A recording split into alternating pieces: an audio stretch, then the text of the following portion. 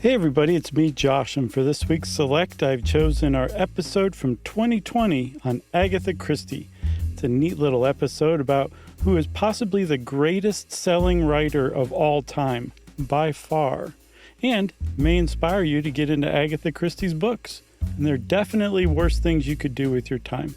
So grab a cup of tea, a nice little blanket, and enjoy this cozy little episode. Welcome to Stuff You Should Know, a production of iHeartRadio.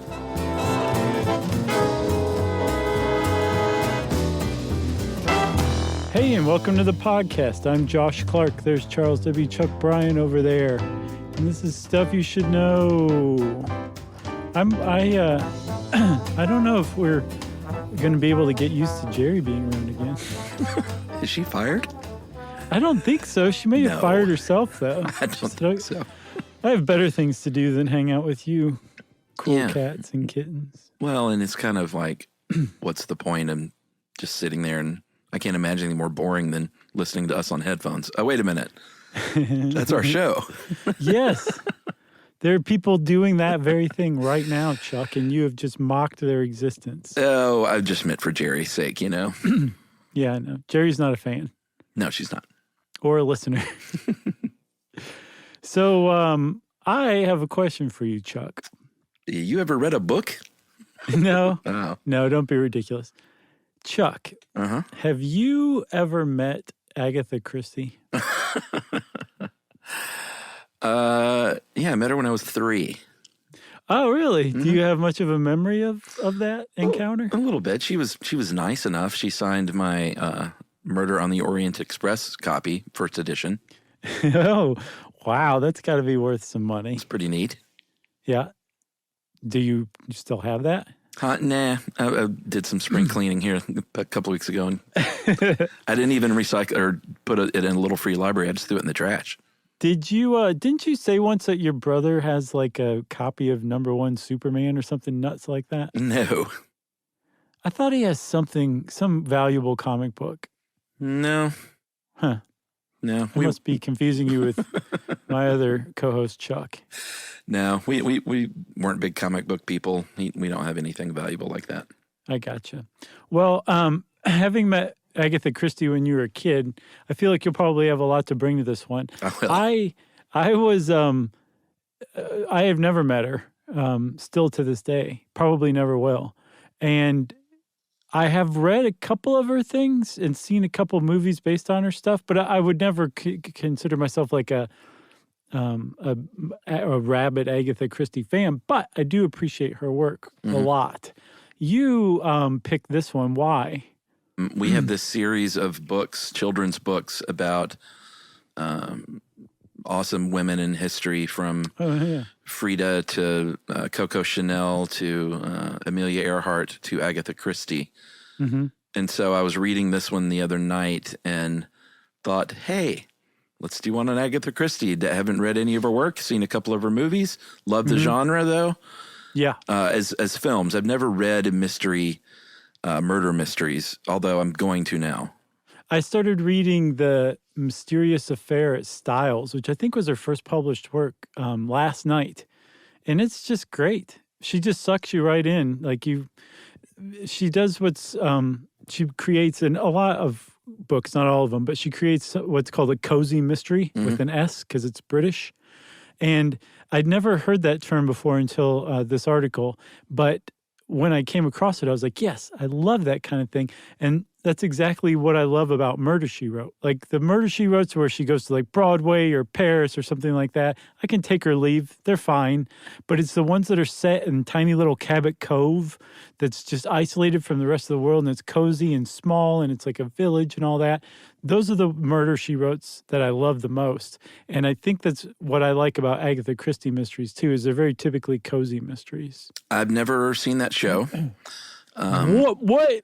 We've had this conversation before. No, that would be seared into my brain forever. No, we have, because you said that the first time. Yeah, I've never seen it, but I'm a huge fan of murder mystery movies, especially cozy Mysteries like Clue is one of my favorite films. Yeah, and last year's Knives Out was one of my top 3 or 4 films of the year. I've not seen it yet. It's still like $7 on Amazon Prime, so I haven't rented it yet. I'm waiting for the price point to drop first. I can loan you a couple of bucks if you need. All right, sure. $3.99. $3.99. All right, I'll loan you. $3.99. It's still a lot for a rental. I mean, that's a lot. You think? $3.99 is manageable. $4.99 and up, that's a lot of moolah for a rental, if you ask me. Wow. Yeah, I'm taking a stand on this. All right. Well, film professionals out there, please do not take offense to all your hard work.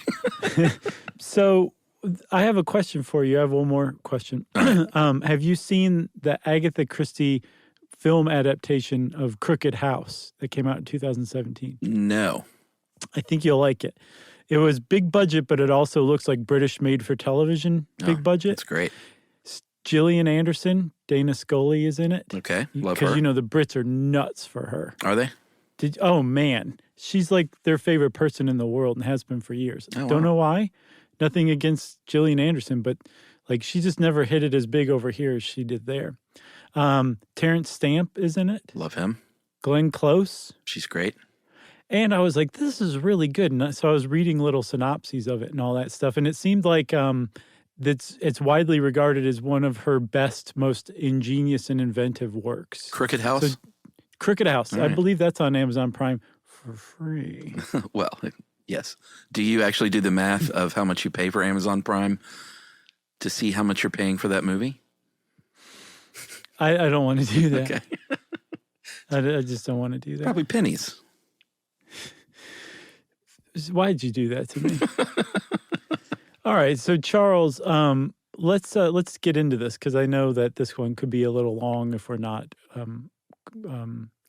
deliberate and I would say maybe considerate of our time. All right. Well, that's an 8-minute intro, so far so good. Okay. She is perhaps.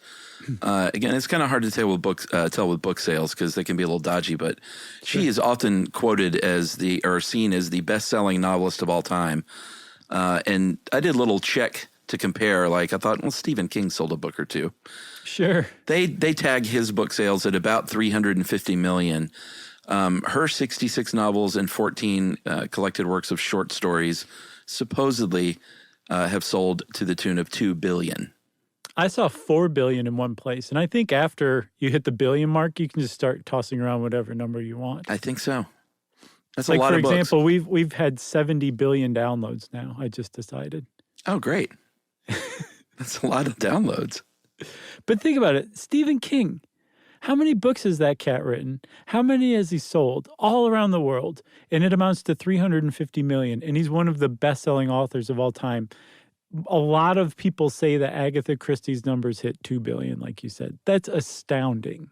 Yeah, that is a ton of books. I don't think our Stuff You Should Know book will approach those numbers. No, you never say never, though, Chuck. It's a lofty goal. Never say never. I also saw that she's the most widely translated author of all time, too. I buy that. I saw 45 languages. I was like, that seems a little low. So then somewhere else I saw 103. I said, let's go with that.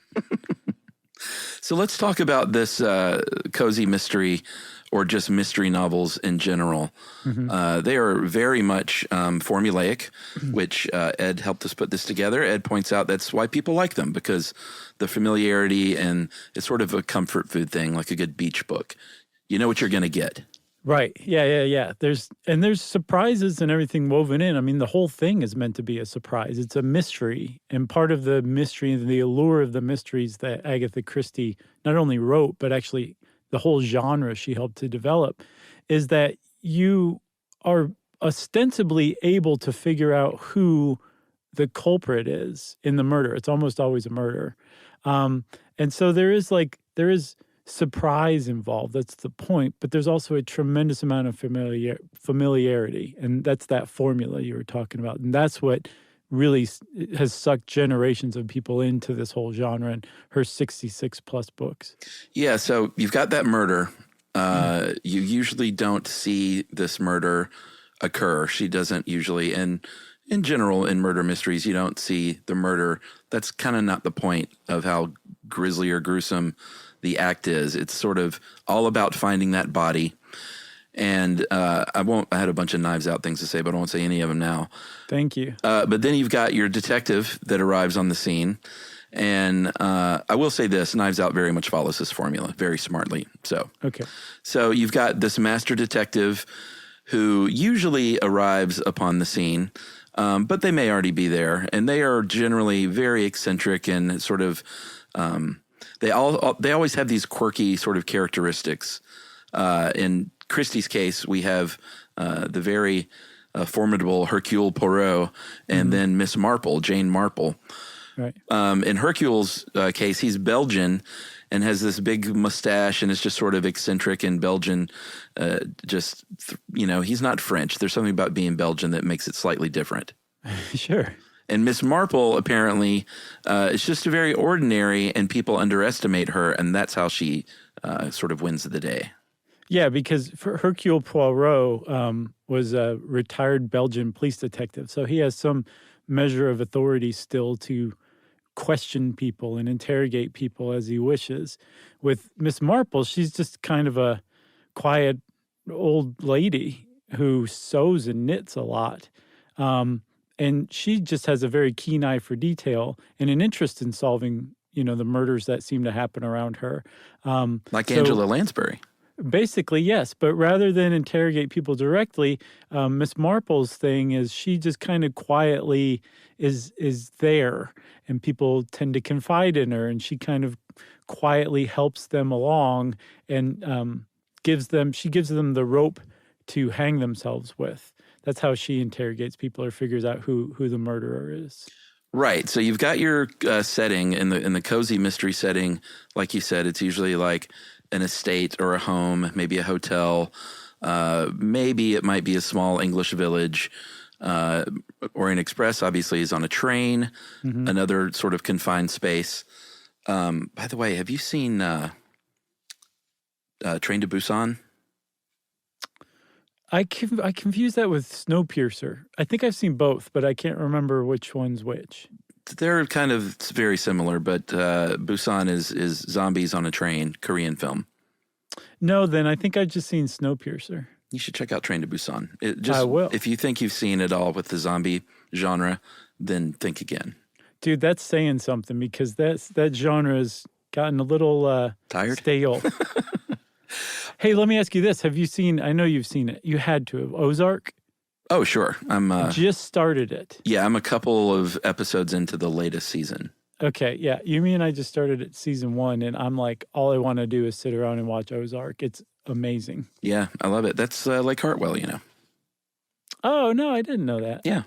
Smart.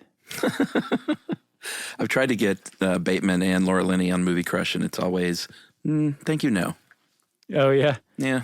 Hey, you're getting responses. That's a big step forward. It's nice to be told no and just not ignored. Yeah, right. All right, so you've got your setting. With Agatha Christie, she did include her travels in some of her later novels when they became like super popular, but it was still not like a globe-trotting like James Bond kind of thing. No, that's the point. So like in a espionage thriller or something, the locales are all over the place and, the character's constantly moving. In these cozy thrillers, like even if they're in an exotic locale, they're still set in a small part of that exotic locale. That's right. You got your suspects. They are questioned by the detective. They usually all have a motive. They usually all have the means because everyone, in a great novel like this, everyone's got to be a suspect from the beginning, and then you can kind of quickly whittle or slowly whittle that list down. Right. And here's the thing, what I was saying with the kind of mystery that Agatha Christie wrote and really established, you are part of the mystery. Like you either the investigator or the detective has an assistant that they explain things to, very much like Sherlock Holmes and Watson. Sure. Or if the detective is working solo, say like Miss Marple's might write a list of suspects and their motives and little clues down. as part of the narration, and you're led in every step of the way. So you're part of this working towards solving the mystery. And as it's very frequently put, it kind of pits you in a competition with the author to see if you can figure out who done it before the end of the book. Yeah, I mean, that goes back to Encyclopedia Brown. The whole point is to try and figure that stuff out.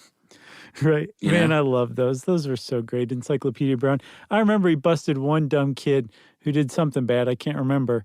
Was it Bugs Meany? Oh, man, good memory.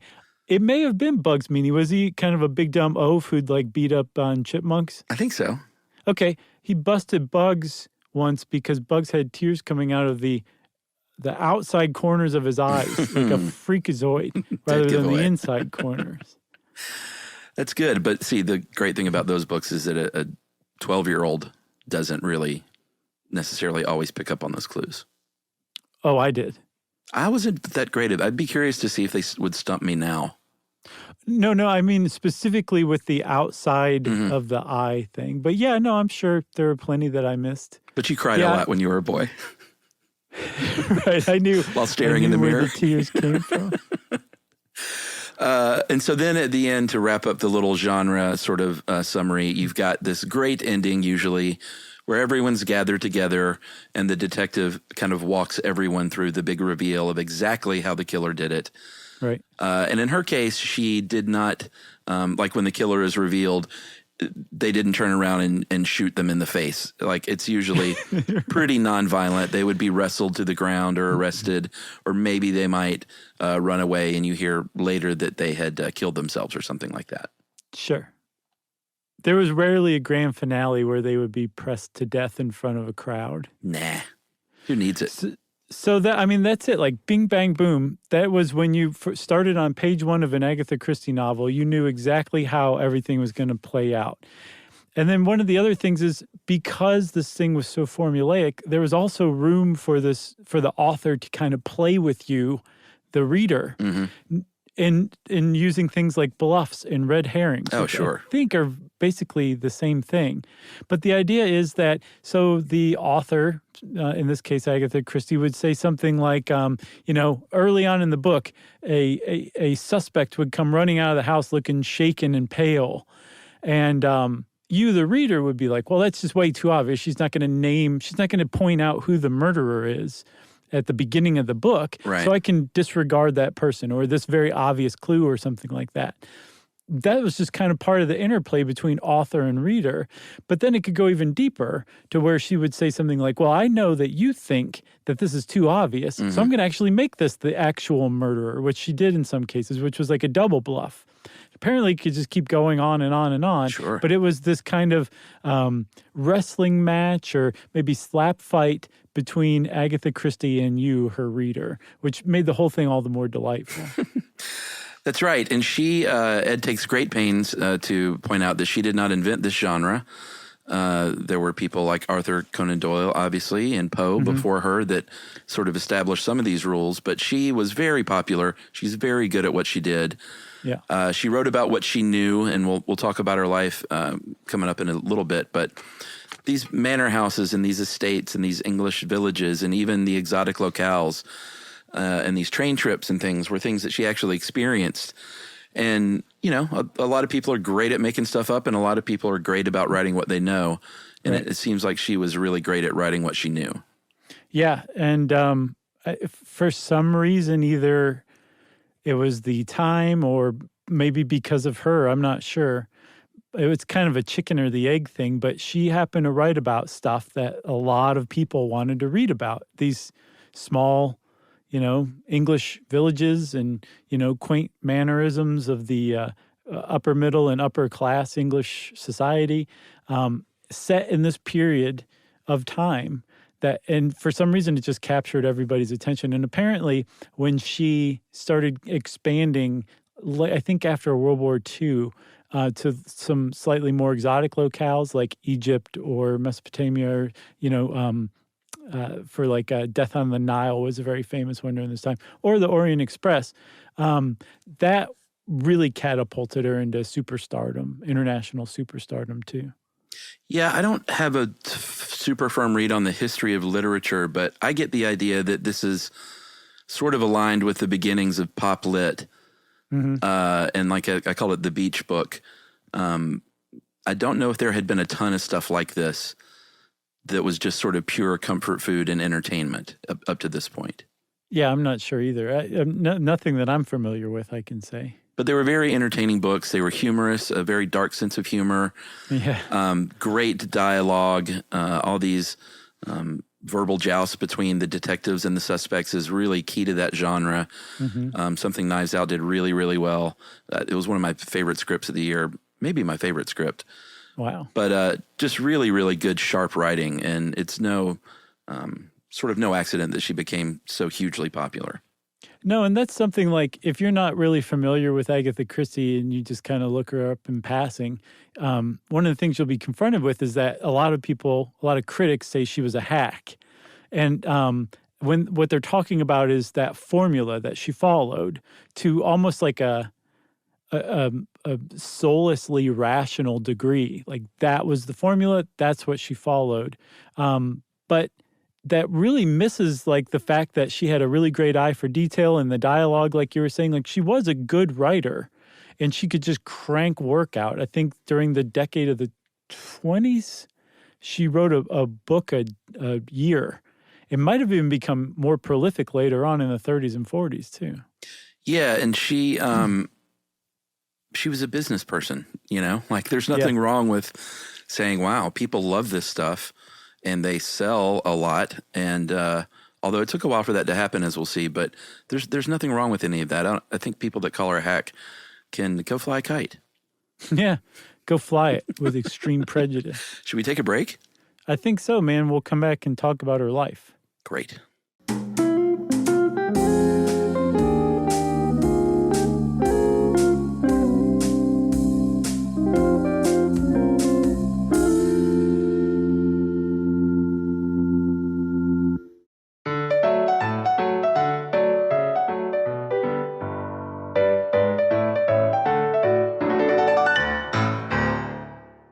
Okay, Chuck, so Agatha Christie was born in 1890 in England, in Devonshire, in Torquay, which I always want to say Tanqueray, Devonshire. Sure. And it's in the southwest of England. So Torquay is kind of like our, or Devonshire is like our Arizona, basically. That's my impression. I think it is very much like Arizona. Right. The legendary Devonshire cactus. Right. So which stalks the moors. That's right. And she was one of three kids, and I think her older brother and sister were both at least a decade older than her. So she had like a very solitary childhood, which appears to have made her fairly happy. She didn't go to school. She was raised by governesses and educated by governesses, spent a lot of time reading, and just hung out around her family's estate. Yeah, I mean, they had some dough. They were not wealthy, but they were definitely upper middle class. They got an inheritance from her paternal grandfather such that her dad didn't need to work. Apparently, she is on record as saying that like her dad wasn't around much, didn't really impact me much, so he can go fly a kite as well. Right. It's a lot of kite flying. And she loved being out in the garden. She wasn't I get the impression she wasn't like reclusive or anything, but she very much enjoyed time with herself alone, but also had friends and stuff when she eventually did go to school once her father passed and they couldn't afford that governess. Right, but she was a very, very shy person. The novelist Joan Nakasela says that even as an adult, she was so shy that sometimes she wouldn't go into shops because she would have to interact with the shopkeeper. So she was a novelist. How many novelists are the life of the party and super outgoing? You have never met Philip Roth, apparently.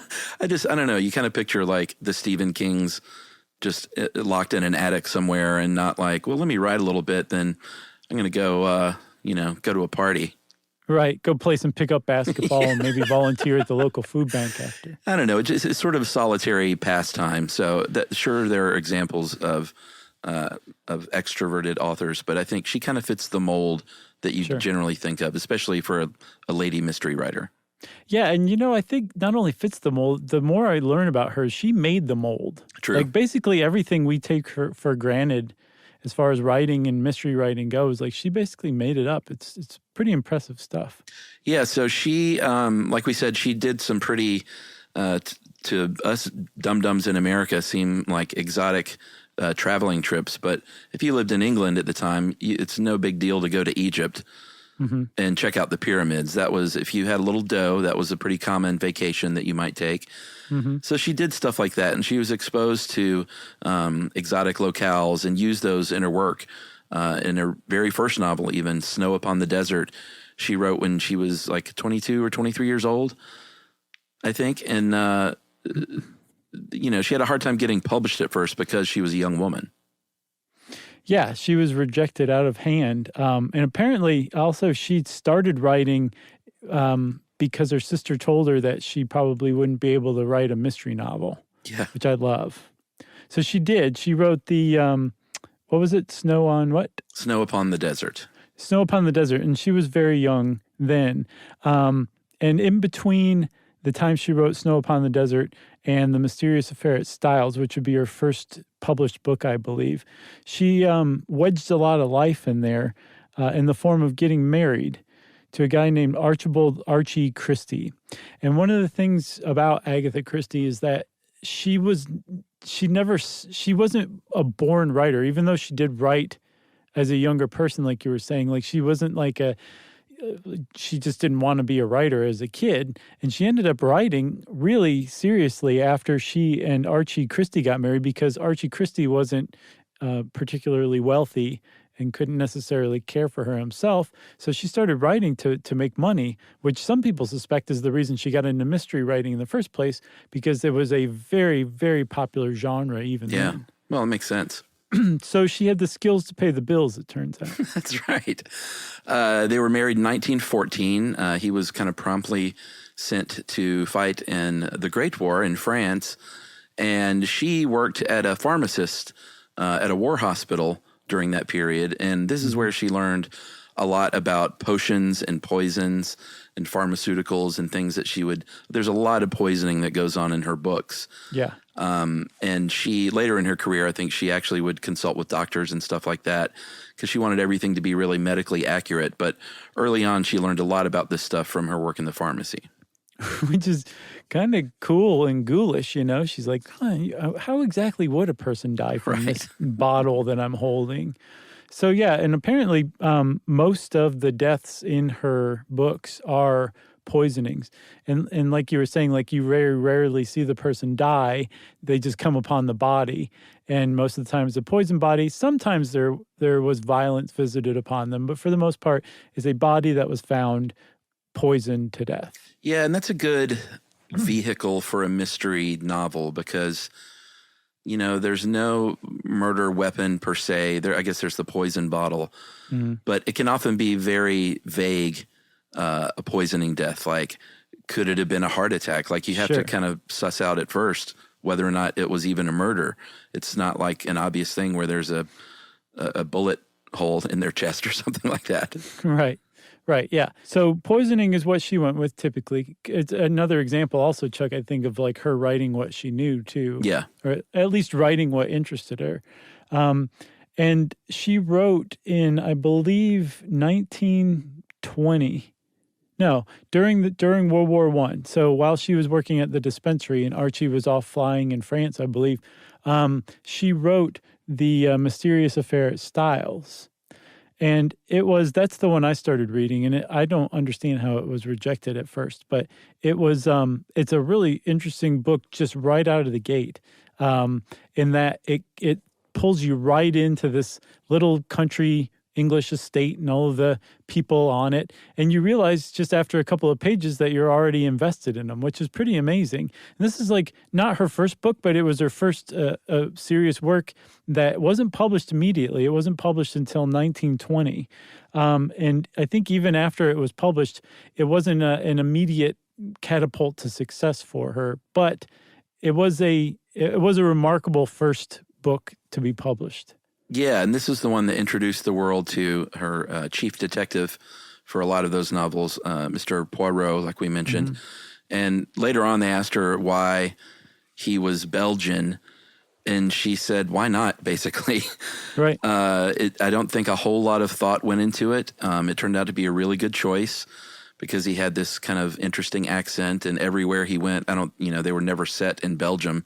So everywhere he went, he was this sort of strange foreigner that would come into town with this accent that no one quite understood. And he just had this sort of larger than life presence, I think, because of that. So it turned out to be a really smart choice. Yeah, he was also a well-known dandy who was very vain about his appearance. And he apparently said in one of the later books that he plays up his foreignness and his dandiness to disarm suspects when he's interrogating them, to make them take him less seriously than they otherwise might. Oh, man, I want to talk about Knives Out so much. You cannot. I appreciate you not doing that. So she had a daughter, we should mention, in 1919 named Rosalind, and that's the only child she ever had. And it was in 1920, a year later, that they finally did publish The Mysterious Affair at Styles. After she agreed to change the ending, they said, we don't like Poirot revealing all this evidence in court. So she changed the ending. They said, great. That's when she went on to publish that novel every year for about 10 years. Right. Very, very big books, but they weren't, they were popular, but she wasn't like a superstar internationally at this point yet. No, not yet. Again, she really catapulted later on because she moved to some of these more exotic locales. But one of the things that cemented her legend as a mystery writer, in addition to all of the work she did, in addition to her prolificness and her extreme talent at this formula that she had worked out, was what still today is considered an unsolved mystery. In fact, it was featured on a 1994 episode of Unsolved Mysteries, which I just randomly happened to see recently. And she disappeared. There's a whole subplot to Agatha Christie's life that was really surprising, especially compared to how boring and normal and just kind of plodding with D's instead of T's her normal life was. The fact that she has this grand mystery plunked down in the middle of it is pretty impressive. Yeah, it's so here's the backstory. She and Archie were not meant to be together, as it turns out. He revealed that he was having an affair with a lady named Nancy Neal, who was a friend of the family.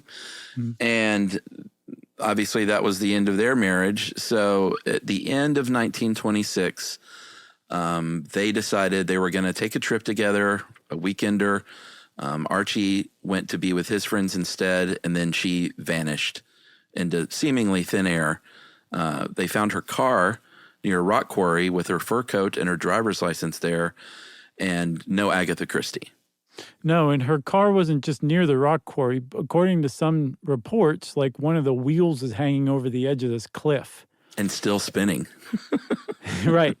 But she was gone. They couldn't find her. And so within a couple of days, this massive search, depending on who you ask and depending on when you ask them, 10,000 plus people were searching for, probably more likely a couple thousand, which is still really remarkable for this tiny little area in the southwest of England at the time in 1926. So that really kind of demonstrates she was already a well-known writer. She wasn't legendary yet, but this disappearance is the mechanism by which she becomes legendary, I think. And this goes on for a good week, I believe, right? When did she disappear? December what? I think December 3rd is when they were going to take that trip. So she was gone almost 2 weeks. And by gone, we mean just vanished. She left behind that car. She left behind the driver's license and the fur, like you said. She was gone. Her husband had came to be known to have asked for a divorce already. So people were like, well, did he bump her off? And she's a mystery writer known for generating stuff like this. So even at the time, some people were like, is this a publicity stunt? Because It's a pretty good one if it is. Sure, it worked. And there was a band at this place called the Swan Hydropathic Hotel in Yorkshire, which kind of just sounds like a bit of a Kellogg Brothers type of joint. Have you seen a Cure for Wellness? Well, we talked about that in that podcast. Did we? I can't remember. Have you seen it? I never saw it. Have you yet? I still have not seen it. You're not missing that much, but it is pretty interesting. It's worth seeing at least once. I might check it out.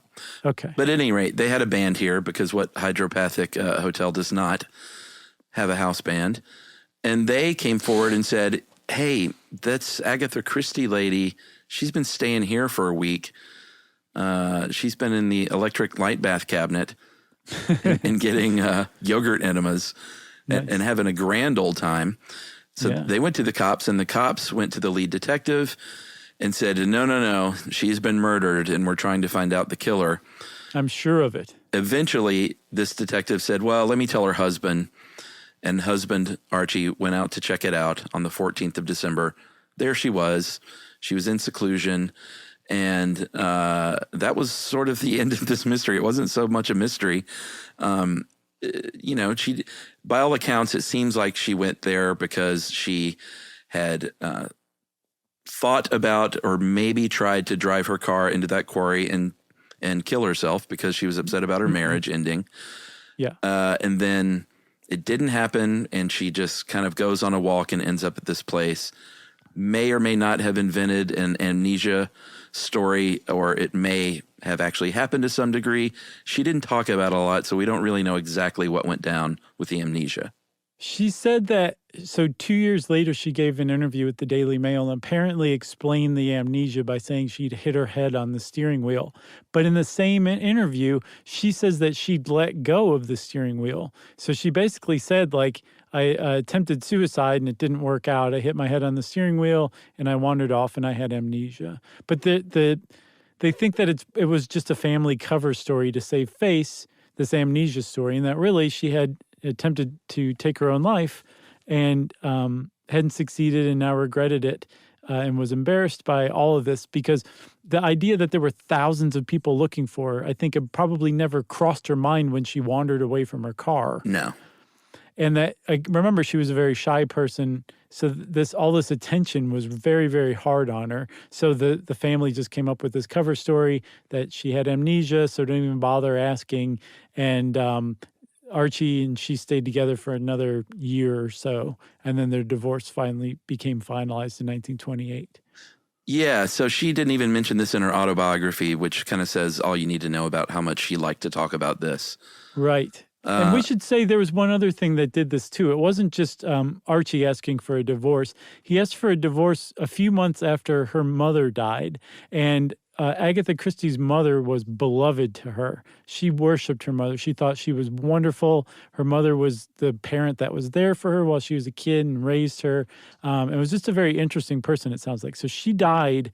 Archie asks for a divorce a few months later, and then this whole mysterious disappearance happened. That's right. And then one last thing. I read that at the Swan Hydro Hotel, she was actually playing cards and chatting with other guests about this mysterious disappearance that was in all of the newspapers, and none of the other guests recognized her. It was those band members that you mentioned.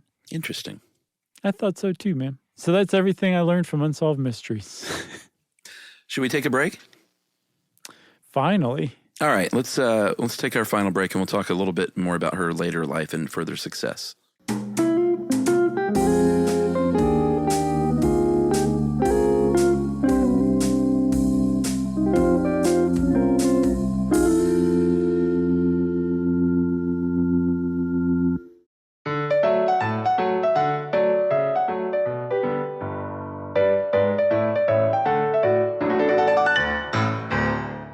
All right, so it's 1928 at this point. She is freshly divorced. She kept that name because, that's the name that made her famous, so it makes a lot of sense. And she kept writing novels. She traveled on the Orient Express to Baghdad. She got into archaeology, just sort of a hobbyist, and made friends with a couple who were archaeologists, went to visit them in 1930, and on that trip met a man named Max Malawan, who was also an adventurer and an archaeologist, 13 years younger, and they fell in love and got married, which is a very, very sweet story. Yeah, apparently he was giving her a tour of some archaeological sites and he got the car stuck. And she apparently, he said later, she made no fuss about it, didn't blame him or anything like that. And he said, that's about the time when I started to begin to realize that you are wonderful. And so they got married. And she said later on that the good thing about being married to an archaeologist is that the older you get, the more interested they become. Interesting. I thought it was kind of cute. So this is when Miss Marple comes along as a detective in 1930 with The Murder at the Vicarage. That was her first one? That was the first Miss Marple book. Okay. And then she's traveling around. She's doing these archaeological digs and trips. She's going to Syria and Iraq. She fell in love with Syria and the Syrian people. And she's really cranking out some big books at this point in the 1930s. That's like when even on archaeological digs, Chuck, can you imagine how uncomfortable it would be to sit and write for hours at an archaeological site? I can't. It would be tough, I would think, and yet she was still just as prolific as ever. Yeah, books like Murder in Mesopotamia and Death on the Nile and Murder on the Orient Express were all written during this period, and this is what really catapulted her into international superstardom as an author. Right.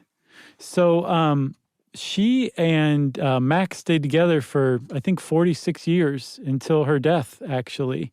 I think, she outlived him. So it's pretty sweet. But despite all of this kind of adventure and archaeological digs and like visits to the Middle East, most of her life from that point on was in Devonshire, in this tiny little area in the English countryside, in the quaint little towns. And she gardened and was very involved in local community theater. That was her life. She was also one of the biggest, most well-known, most best-selling writers of in the world while she was alive. And yet that's what she did. She hung out with the community theater group and gardened. That was just her life. Yeah, she got the Dame Commander of the Order of the British Empire in 1971. Mm-hmm. And the rights to her novels were held by a company that she created for a long time. And then before she died, she sold part of that off.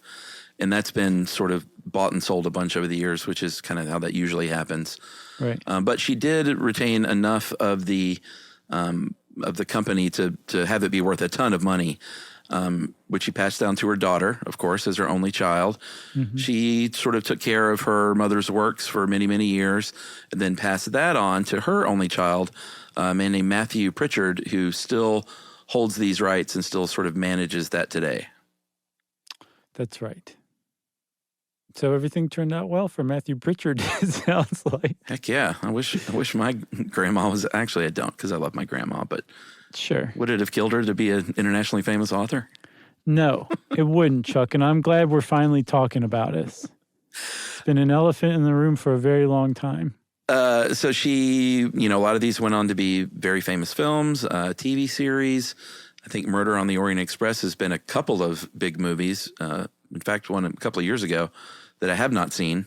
It's unwatchable. Oh, is it really bad? I'm sorry if you listen to this, Kenneth Branagh. I couldn't make it through the first 5 minutes. Oh, wow. It was, I didn't like it. Okay. Is that all you and watched? I love was Kenneth 5 Branagh. minutes? Yes. Okay. So that's my report, is on the first 5 minutes.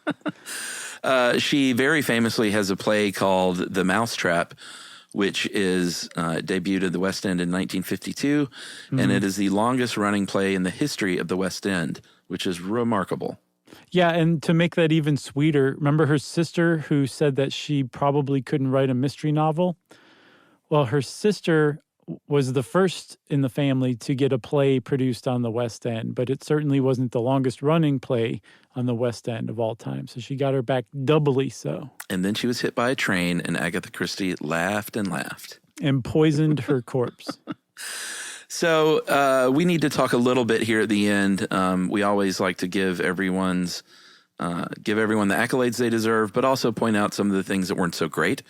We don't want to whitewash anything. And she used a lot of kind of racially insensitive language. Some would call anti-Semitic at times, anti-Catholic. through parts of her career, such that the Anti-Defamation League complained to her agent at one point, and because of that, American publishers were given the ability to change that stuff out sort of at will. Without any notice given to her. She didn't know this was going on at all. Yeah. They just were like, I don't think the Americans are going to go for this. The Brits can barely stand it. The Americans definitely aren't going to take this well. Yeah, and I read a lot about this, and there are different takes. One take is that the old, she was a product of her time thing, which people, rightfully point out. Another is that oftentimes she's doing this to show characters are sort of underdeveloped as humans and sort of backward. Mm-hmm. So there's that as well. But you also can't dance around the fact that she did use some pretty bad words. And, we just got to point that stuff out. And they were bad even at the time, too. Like, it wasn't, yes, you can say, like, a lot of people had different social attitudes toward race and racism.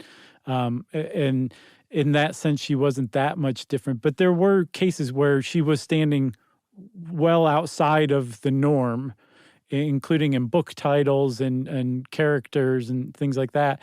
And one book in particular, And Then There Were None, was revised many, many times, not just in the U.S., but in Great Britain as well. And it's remarkable in that sense. But in another sense, it is also remarkable in that it's considered pretty widely to have given birth to the slasher film genre. Did you know that? I didn't until I read Ed say it. I looked this up a little more, and on its own, And Then There Were None, the book ends, sorry for the spoiler, everybody, but it ends with, I think, all of the suspects killing one another, and everyone dies. In the stage adaptation of the play that she helped write, the final girl, a female character, is left alive and has outdone the murderer who's come to get her, which is, the formula for any slasher film whatsoever. But there's a bunch of other elements in there too. And they're like, even on like horror fan wikis, they point to that as like the genuine birth, even more than Psycho, of the slasher film genre. Oh, interesting. Yeah, it is pretty interesting. Who would have ever thought that Agatha Christie, with her nonviolence and poison and occasional racism, would have been the one to birth the slasher film. Occasional racism. Yeah, and a lot of the racist stuff, just to put a final pin on that, was a lot of it was character descriptions, which can be some of the ugliest kinds of stuff like that. Because it wasn't just like talking about philosophies. It was just like literally physically describing a character. Right. Sometimes she would use some pretty derogatory language. Yeah. So again, it's a bit like exploring Elizabeth Blackwell or any historical character. Is always weird little bugs under the rocks you turn over, I'm glad we're doing our great work in the time of wokeness. Right, exactly. No one can ever go back. I mean, we've made missteps here and there, but they can't go back and talk about when Josh and Chuck were big racists at the beginning. Yeah, no, it's true. But just wait for 20 years from now, they'll be like, I can't believe they talked about those guys were ageist bastards, Probably so. There's one other thing I want to say, too. So when she lived through World War II, Agatha Christie was worried that she was going to die in the bombing blitz of Great Britain. And she really wanted Hercule Poirot and Jane Marples to have a final case. So she wrote a book for each of them. One is called Curtain, that's Poirot's final book, and the other is Sleeping Murder, that is Marple's final case. And in it just kind of explains what happens to them. I believe Poirot dies and Marple just retires. But when she survived World War II, she was like, well, I'm not ready for these guys to be retired yet. So she kept those books and had them posthumously published, and they were in the 70s. And when Hercule Poirot's last book came out and he died, the New York Times ran a front page obituary for him, the only fictional character to have that honor bestowed on them. That's crazy. Isn't it? Yeah, and also a very cool, good idea to write those books early on just in case, because you never know. Yeah. Besides the bombing thing, I mean, she could walk off a ledge or get hit by a bus or die of natural causes early. Like, you never know. And then you've got this legacy cemented. Right. Pretty smart. Have you ever seen, one last thing, have you ever seen Murder by Death? I know I've asked you before. I have that DVD sitting on my desk. Well, that's amazing that you have that on your desk and you... Wait, is it on your desk at work? It is. Oh, It's the wrong place. I was going to say watch it tonight, but don't watch it tonight. Wait until everything clears. Was that one of her books? You're going to love it. No, it's a spoof, actually, of detective books of like Charlie Chan and Agatha Christie and Sam Spade and all that she helped, kind of create. But it's actually like a complaint from fans of mysteries. It's just a wonderful book. Truman Capote's in it. David Niven. Peter Falk, right? Peter Falk, yeah. A lot of people. James Cromwell as a younger man. Oh, yeah. James Coco as Hercule Poirot. It's just great. You're going to love it, man. So I guess we should say that she did die eventually, 3 years after I met her in 1976 at the age of 85 at her home in Oxfordshire. And it was natural causes, not poison. No. Her last words were, "Good to meet you, Chuck." You got anything else? I do not have anything else. Well, friends, that is Agatha Christie. If you want to know more about Agatha Christie, go start reading Agatha Christie books. And since I said Agatha Christie like 3 or 4 times, it's time for listener mail. All right, I'm going to call this letter from a kid because we love reading these letters from kids. Hey, guys. I've been listening to your podcast for about 8 months now, and I'd like to say I am a huge fan. This is Emmett. He's 10 years old. Oh, yeah, I love this email. My dad is even more of a fan of you guys than me, and he told me about your podcast. I am a huge fan of the Atlanta Falcons and pretty much everything Atlanta related, including your podcast, which is weird because I live in Iowa. I love it. It is a little weird, though, Emmett. You're right. I love how self-aware this guy is. I think, when you grow up in a place like Iowa with no professional sports, you do that thing where you just pick out a team in a city. Yeah, you're like the Bay City Rollers. You throw a dart at a map and go with it. That's right. I'm really worried there's a professional team in Iowa, but there is not. There is not. There are none, right? No need to double check that. I've been listening to your podcast a ton during this coronavirus outbreak to keep me from going crazy, and it's worked. My birthday is actually coming up, so I'll not be able to see my friends or even have a party. It would be totally awesome and make my year if you said happy birthday to me, but I want to bet you won't read this on the air. That's some fine reverse psychology right there. Well played, Emmett. I love your grass podcast, and last year, me and my best friend Oliver started a lawn care business, and I made enough money to buy Beats headphones to listen to your podcast on. That is full circle right there. That's right. He says I made sure to wrap this letter up and spank it on the bottom before I sent it. So happy, big, 11th birthday, Emmett. Best to your dad. Hello, Oliver, and everyone there in Atlanta, Iowa. Yeah. Happy birthday, Emmett. That reverse psychology worked, man. If you want to get in touch with us like Emmett did and see if we'll wish you a happy birthday, I'll bet we won't. But who can tell in these crazy times? You can get in touch with us via email. Wrap it up, spank it on the bottom, and send it off to stuffpodcast@iHeartRadio.com. Stuff You Should Know is a production of iHeartRadio. For more podcasts from iHeartRadio, visit the iHeartRadio app, Apple Podcasts, or wherever you listen to your favorite shows.